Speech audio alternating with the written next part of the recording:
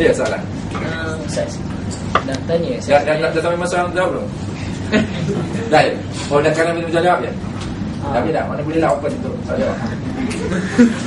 Itulah nasihat saya apabila berkahwin, kita kena banyak dosa, sabar, banyak juga.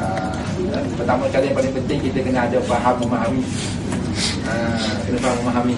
Yang keduanya, kita kena bertolaan sebab kita ni tak sempurna.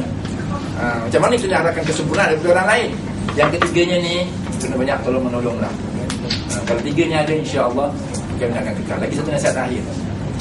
Ada dua, tak payah dua. Yang sini bagus lah kot ni dua ni. Pertama, jangan, betul kita kena minta yang terbaik, tapi expectation janganlah tinggi sangat. Semakin lama setinggi mana, semakin tinggi kita expect, semakin tinggi juga lah kita akan kecewa. Percayalah. So janganlah terlalu tinggi. Dia ni ustaz, dia tahu ini, dia tahu itu, dia tahu ni. Jangan expect dia ni tahu masak, tahu ini, tahu itu, tahu ni. Kita expect macam biasa je lah. Takut nanti kecewa. Yang kedua, yang terakhir lah, kalau boleh carilah yang bujang, wahai si perempuan. Janganlah kalau kita tahu kadang-kadang dah orang berumah tangga tu, janganlah dikacau. Betul. Betul. Banyak lagi bujang-bujang lagi yang handsome. Cuma kadang-kadang ada setengah-setengah perempuan dalam pergaulan, dalam saya tengok dia lebih suka kepada orang yang dah berkejaya, yang dah bersuami. Itu masalah. Kadang-kadang ada di kalangan ni perempuan sebaik-baiknya tak apalah, kecuali satu je boleh, kecuali sekiranya ada izin daripada yang pertama. Kalau yang pertama izin, tak apalah. Tapi jika tidak, baik-baik. Mana lagi yang handsome? Abang ni handsome banyak je tu. Semua handsome ni, boleh pilih. Tapi yang ni saya tak tahulah. Yang ni pun jangan. Yang ni pun jangan, tak payah. Tak payah lah. Biarkan dia tu bahagia dengan keluarga dia. Tak pernah ada kacau. Itulah nanti. Sebab saya kadang-kadang dekat kelas tu sajalah buat, saya survey je lah, tanya-tanya. Semua pejam mata. Kalau tak, dia orang malu nak buat ni. Pejam mata, siapa yang sanggup dimadu? Ada.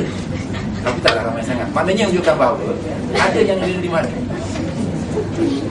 Tapi saya tahu memang jarang. Nak buat ke? Dia nak test. Sebab semua sebab sulit. Saya dah tegas je. Saya takkan tengok, saya takkan tahu. Saya cuma nak tahu je sikit je. Boleh? Boleh ya? Semua pejam mata. Laki kat tangan. Laki semua pejam mata. Pejam mata. Dia nak tahu berapa orang yang willing to share. Kejap aja. 1, 2, 3. Dah cukup. Dah cukup. Dah tahu tak? Maknanya ada. Tapi kalau boleh, kalau boleh, jangan. Biasanya yang tak ada, mungkin tanggapan saya salah. Biasanya yang rela untuk bermadu ni bukan yang pertama. Maknanya dia nak yang pertama ada, dia tu yang kedua atau yang ketiga atau yang keempat. Tapi mudah-mudahan bukanlah. Kalau dia sendiri yang pertama willing, Masya Allah, bagus. Tapi jarang. Allah Allah, kalau dia konklusi itu betul ataupun tidak, saya tak tahu. Biasa jarang. Tapi kalau maknanya dia tak bagi, bukan maknanya tak bagus. Itu maknanya apa? Dia cemburu kan? Kan dia tak bagi, dia cemburu. Cemburu tandanya ya aku nak takut, tak apa. Ada orang yang dekat kita, dia boleh dia tanya, okey lah. Ni tak, balik tanya, suami. Balik tanya, apa dia tanya-tanya? Tak pula, dia tu concern. Jangan lebih baik. Kalau macam marah-marah, dia sambil gerak, dia baca ke. Kalau dia tanya baik-baik, dia marah, dia jaga. Antara sign. Okey, rasa cukup setakat ini saja. Dah. Cukup dah? Cukup lah. Itu je lah nasihat saya, perkongsian saya. Saya buka untuk soal jawab. Kamu boleh saya jawab. Yang tak ada jawab, saya minta maaf. Assalamualaikum Ustaz. Saya sebenarnya ada 3 soalan. Okey. 3 soalan. Banyak tu. Okey, pertama sekali Ustaz, sekarang ni ada satu trend di mana tunang secara Islam. Okey. Tunang secara Islam di mana tunang ni tak perlulah ikut adat orang Melayu. tak perlulah ikut adat orang Melayu di mana ia ada persetujuan dua pihak antara lelaki dan juga perempuan tu. Jadi Nama ni tunang secara Islam je ni. Okey, tunjukkan saya, jelaskan macam mana tunang secara Islam ni. okey, sekiranya macam Setahu saya yang saya tahu, yang saya belajar, tunang Islam adalah yang saya tahu. Kalau ada yang trend baru, saya tak tahu. tak trend sekarang lah. Yelah, Bukanlah, dia kata Islam tak? Dia kata tidak memerlukan kira macam memerlukan persetujuan antara lelaki dan juga perempuan tu. Okey. Jadi saya nak minta pendapat Ustaz. Macam Tunangan tidak memerlukan persetujuan lelaki dan perempuan. bukan. Hanya memerlukan persetujuan lelaki. Kalau kata lelaki tu berniatkan untuk menikahi yang perempuan tu, Itu yang tunangan. itu dia. Apa tunangan Nabi? Macam ni ikut Nabi itu baru Islam. Ini bukan ni. Ya. Ini trend baru yang melahirkan dari Islam. Okey, yang kedua. Okey. Yang kedua kata trend baru tunang secara Islam ada di juga. Ini Islam baru. Okey, yang kedua Ustaz. Seorang lelaki jika dia tidak mendapat kebenaran daripada ibu bapa dia untuk menikah dan dia mempunyai macam Ustaz katalah financial dah kukuh, dalam masa yang sama dia masih belajar dan alasan keluarga tersebut adalah dia masih muda lagi. Jadi bagaimana caranya untuk bagi tahu pada pihak yang pihak perempuan tersebut supaya dia tidak kecil hati, ataupun perlu ke menunggu ke macam mana? Dan yang ketiga, last, dari pengalaman Ustaz sendiri, okay. Allah dah janjikan dalam surah An-Nur 3 ayat 32 di mana dia akan beri rezeki pada jika kita berada dalam kesulitan. Betul Ustaz? Jadi nak tahu pengalaman Ustaz tu macam mana, dalam berupa macam mana Allah bagi tu? Okey. Itulah Pengalaman. Trend bertunang cara yang macam tadi hanya bertujuan dua orang saja tanpa mak bapak. Itu salah. Sebab apa? Nak kahwin pun perlu izin kan. Siapa yang akan nikahkan? Mak ayah kita.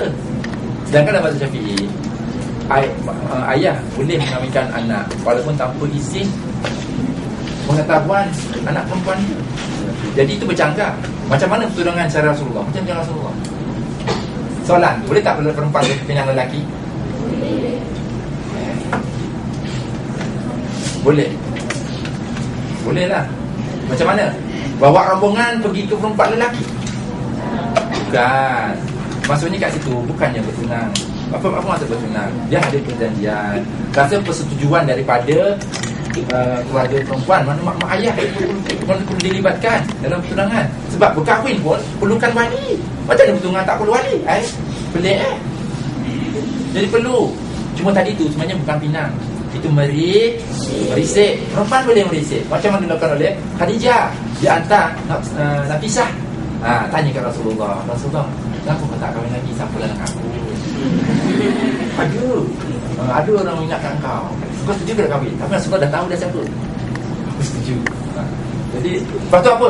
Rasulullah hantar kaum keluarga dia, pakcik dia, abang, siapa 3 orang untuk meminang pergi jumpa. Itulah yang sunnah Nabi. Bukannya hanya persetujuan 2 orang jumpa dekat KFC, aku nak minang kau, aku bagi izin kat kau. Bukan. Itu bagi pandangan ilmu yang saya tahulah. Maksudnya kena jumpa ayat itu baru kena nampak. Bukan saja jumpa ya, kat kau kita bertenang. Maksudnya segi adab. Lelaki yang tak dapat lagi izin, macam mana nak convince terus sabar perempuan tunggunya tu? Maksudnya macam mana? Allah. Kalau lah perempuan tu betul-betul suka kat kamu, dia kan. Tapi kalau sampai dia jalan lain, maknanya suka jalan lain je lah. Maknanya dia tak wili dengan anak dulu. Pada saya lah. Maksudnya convince-nya, cara nak convince-kan dia, maksudnya sekarang ni memang tunggu pun 4 tahun lama tu. Itulah bahaya. Jangan sampai terjebak dulu. Macam mana boleh sampai terjebak tu? Kat mana sekarang ni? Terjebak tu dah betul-betul nak sungguh-sungguh ke kat mana? Ke hanya cuba try-try saja? Ke dah sampai ke wajib? Asal belum wajib pun. Wajib tu memang tertakut sampai kalau kita tak kahwin ni, mana sampai makan tak masak, mandi tak kenyang. Hidup tak apa. Tak, kalau sampai itulah, maksudnya memang dah kita mampu semua, tolong kita bapak lah, bapak tolonglah bapak, memang kita tak boleh minta je.